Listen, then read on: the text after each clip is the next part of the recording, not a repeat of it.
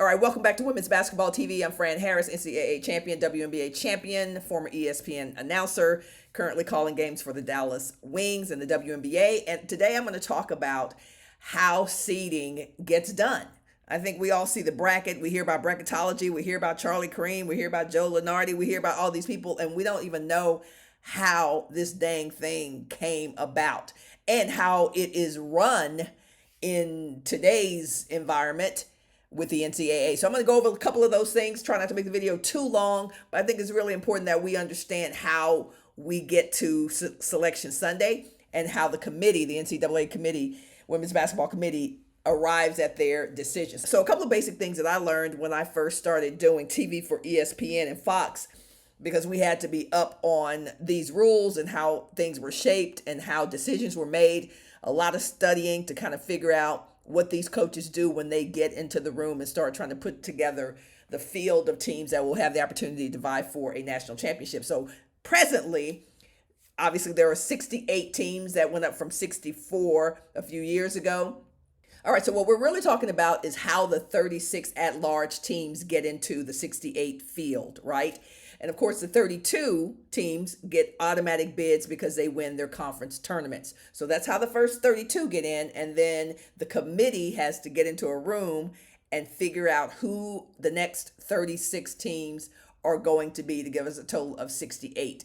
And then they place those in the championship bracket. So let's talk about how a committee member has to govern him or herself to be a part of this process.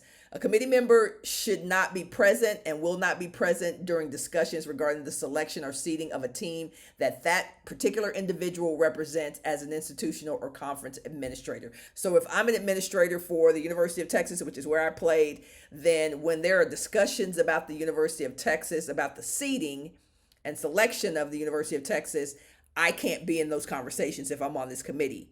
As you'll hear in a second, there are some conversations that I can be in, but they are strictly informational instances where I could talk about Texas if I were on this committee. So at no point in the process shall a member vote for the team that individual represents. So under no circumstances can I even participate in voting for the University of Texas if I represent the University of Texas as an administrator on this committee.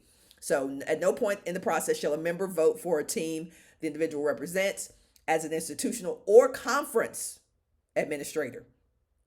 Okay, so it's both individually representing that institution or conference administrator. Okay, that's for both of the instances that I said. A member shall not answer questions about the team the individual represents except for factual questions, e.g. dates of injuries, status of injured players. I mean, things that are pretty much public knowledge anyway.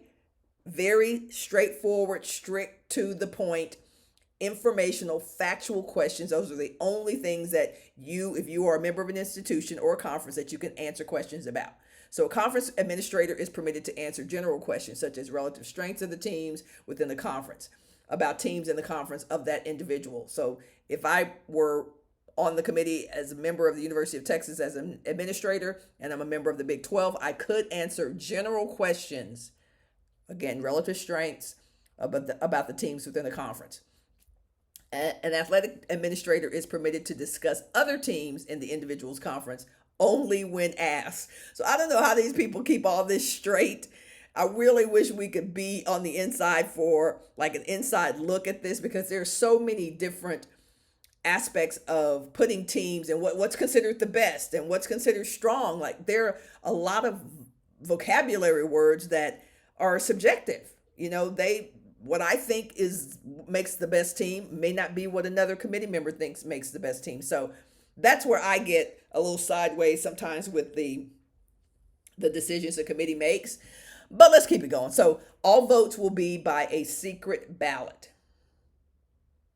So do we think these committee members are not talking after they submit their ballot? I mean, I'm just saying. It's kind of hard for me to believe. But nevertheless, all votes will be by a secret ballot.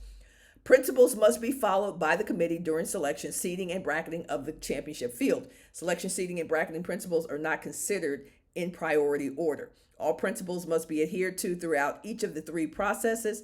The committee will make every effort to apply additional considerations provided they do not cause a violation of the principles. Okay, so each committee member receives certain resources. So that could be box scores, game summaries and notes, various computer rankings, head-to-head results for teams, chronological results, Division I results, non-conference results, home and away results, results in the last 12 games, very important, rankings, polls, injured and available and unavailable reports, and the coaches' regional advisory committee rankings.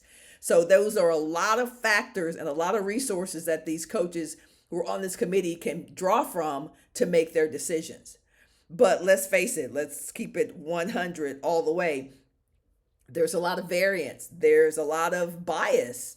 It's very difficult. There are teams that may be on your mind as a committee member who played well right up until the end of conference, or someone who came on and played extremely well, a team that came on and played extremely well in conference play, but were kind of on the bubble when it came to making that at-large 36. Now you've got to decide, do they fit into the very specific rules and guidelines that we've been given about what we can use at this point in the season to allow someone to advance to the 36 at-large teams? Or do we have to forget about the way they played and only deal with the last 12 games, or only deal with what they did? So there's a lot of variance, there's a lot of subjectivity, and it is not an exact science. But what are your thoughts when you think back, when you think even this year about the releases of the potential seedings for the 68 field team bracket? Did you agree with some of the people that they have on the bubble? Did you think, like, no, there's a lot of conversation right now about whether Texas or Stanford should be the final number one seed in the bracket?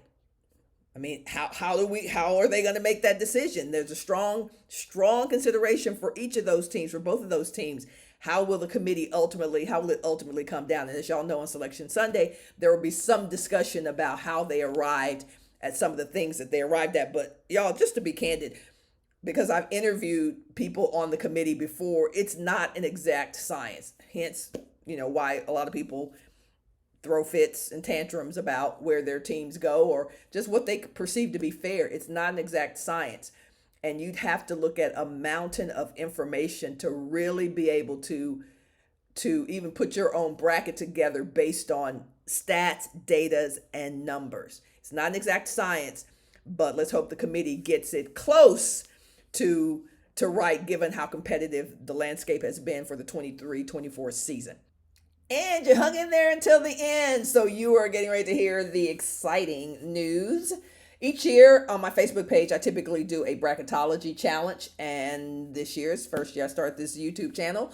We're going to do it over here. So I'm going to do a little bit differently, and I'll actually announce the specifics and the rules in an upcoming video by Selection Sunday. But yeah, usually I give out money. You win money prizes, but I'm thinking about doing some trips to the Final Four, possibly, or at least money to fund trips to the Final Four and gear and all that stuff. But we'll see. So make sure you keep it locked in Women's Basketball TV. Make sure you check out all the videos that I publish between now and Selection Sunday. Thanks for tuning in to Women's Basketball TV with Fran Harris, the most provocative and entertaining women's basketball show on earth. Be sure to click that like, share, and notification button so you don't miss a moment. We'll see you tomorrow.